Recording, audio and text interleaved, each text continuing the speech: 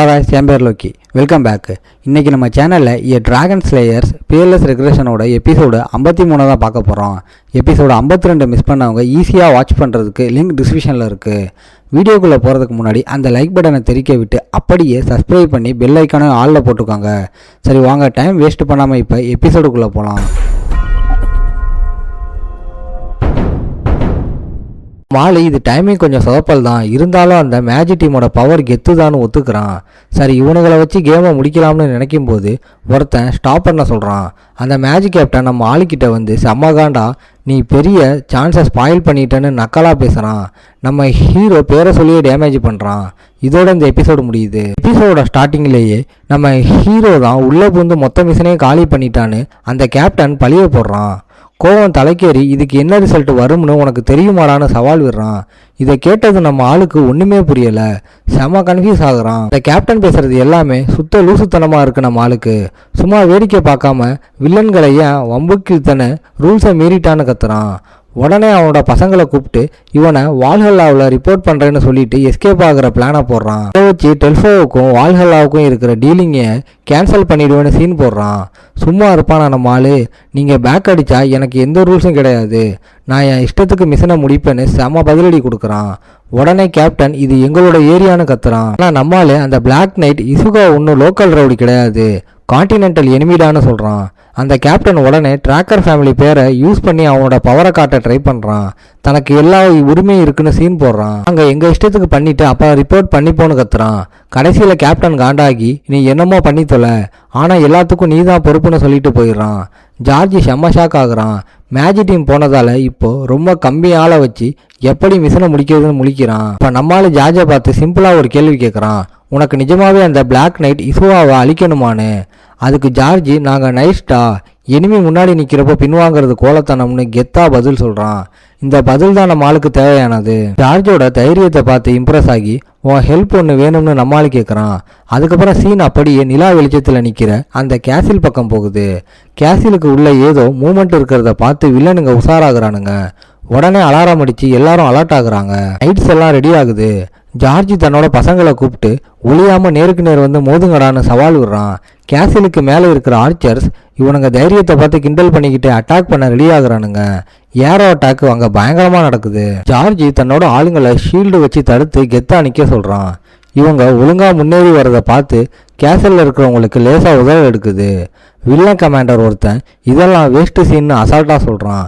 இன்னொருத்தன் நைட்ஸை பார்த்து செம்மையாக நக்கல் பண்ணுறான். ஆனால் சர்ப்ரைஸ் என்னன்னா வால்ஹல்லா டீம் கேசலோட செவுத்துக்கு மேலே என்ட்ரி கொடுக்குறாங்க. கேசல் உள்ளே இருந்து அட்டாக் ஆகிடுச்சின்னு ப்ரூவ் பண்ணுறாங்க. அப்போ நம்மளால் ஒரு விஷயத்தை நோட் பண்ணுறான். எவனோ ஒருத்தன் முகத்தை மூடி குதிரையில் எஸ்கேப் ஆகுறான். இந்த கலவரத்தில் இவன் ஏன் ஓடுறான்னு நம்ம ஆளுக்கு டவுட் வருது. சுத்து பார்த்தா அந்த ஓடுற ஆளு தான் பிளாக் நைட்டு சியோன்னு நம்ம ஆளுக்கு பல்ப் எரியுது. உடனே அவனை துரத்தலாம்னு முடிவு பண்ணிட்டு கேசல் உள்ள இருக்கிற வேலையை ப்ரொஃபஸர் ஃபேனன் கிட்ட கொடுத்துட்டு கிளம்புறான். அவர்கிட்ட ஒரு சிக்னல் கொடுக்க சொல்லிட்டு மெயின் கேட்டு திறந்ததும் செவுத்துல இருந்து சும்மா பறந்து போய் துரத்துறான். தன்னோட குதிரையை கூப்பிடுறான். ஃபியூசிலஸ் ஒரு ப்ளூ கலர் கரண்ட் மாதிரி சும்மா வெறித்தனமாக வந்து நிற்கிது. அது மேலே ஏறி செம்ம ஸ்பீடில் போகிறான். நம்ம ஆளு பிடிச்சி வரவனை துரத்திட்டே போகிறான். பின்னாடி திரும்பி பார்த்த அந்த வில்லன் நம்ம ஆள் வர ஸ்பீடை பார்த்து ஷாக் ஆகுறான். ஆனால் நம்ம ஆள் ஒரு நக்கலான சிரிப்போட அந்த சேலஞ்சை ஏற்றுக்கிறான். பஸ்ட் அட்டாக்கை செம்ம ஸ்பீடாக இடி மாதிரி இறக்குறான். பிளாக் நைட்டால் மேலே இருந்து வர அட்டாக்கை கெஸ் பண்ணவே முடியலை. ப்ளூ கலர் பவர் சும்மா வெடிச்சு செதறுது. கடைசி செகண்டில் எஸ்கேப் ஆகி தப்பிச்சிடுறான். இதை பின்னாடி இருந்து பார்க்குற ஒருத்தன் எப்படிடா ஒரு சேசிங் செம்ம ஃபைட்டாக மாறிச்சுன்னு ஷாக் ஆகுறான். ராத்திரி நேரத்தில் எங்கடா ஓடுறன்னு நம்மளால் அவனை செமையாக கலாய்க்கிறான். அவனை பிளாக் நைட்டுன்னு பேரை சொல்லி கூப்பிட்றான். மாட்டுனதும் அந்த வில்லன் சைலண்ட் ஆகுறான். ரெண்டு பேரோட பவரும் நேருக்கு நேர் மோதுது.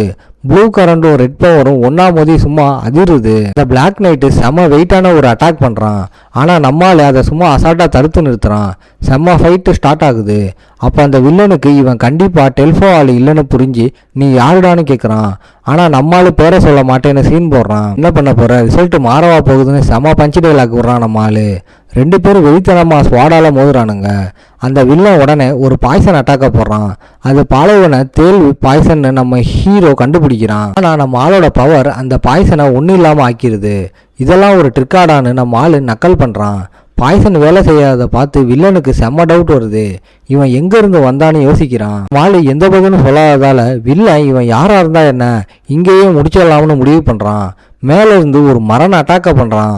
ஆனால் நம்மால் கொஞ்சம் கூட பின்வாங்காமல் அசால்ட்டாக கெத்தாக நிற்கிறான். உடனே தன்னோட டிராகன் ஸ்கேல் ஆர்மர் ஆக்டிவேட் பண்ணிட்டு அந்த அட்டாக்குக்கு ஒன்றும் ஆகாமல் நல்ல அட்டாக்குடான்னு கூலாக கமாண்ட் அடிக்கிறான்.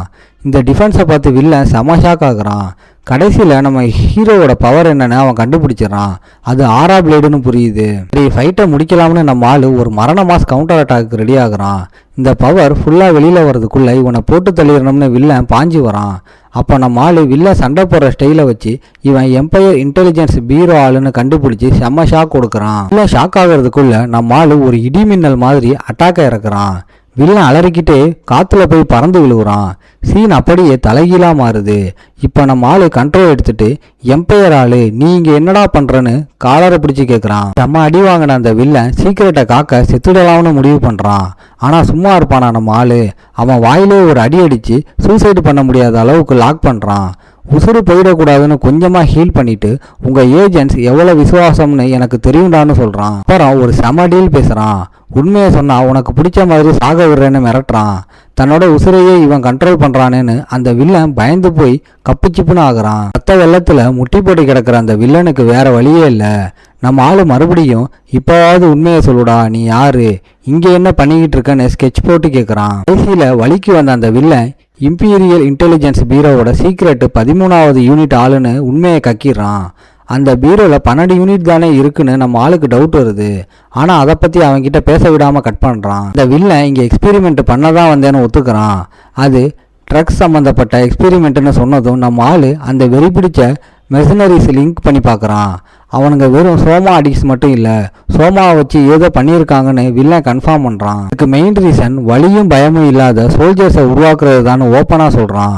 எம்பையரோட இந்த மோசமான எக்ஸ்பெரிமெண்ட்டுக்கு டெல்ஃபோவோட சண்டையை ஒரு டெஸ்டிங் கிரவுண்டாக யூஸ் பண்ணியிருக்காங்கன்னு நம்ம ஆளுக்கு புரியுது. அப்புறம் தான் சொல்கிறான், அந்த பிளாக் நைட்டு யூஸோ இத்தனை நாளாக தப்பிச்சு வாழ்கிறதுக்கும் அவனோட கேங் பெருசானதுக்கும் எம்பையர் தான் சப்போர்ட் பண்ணிச்சுன்னு ஒரு உண்மையை சொல்கிறான்.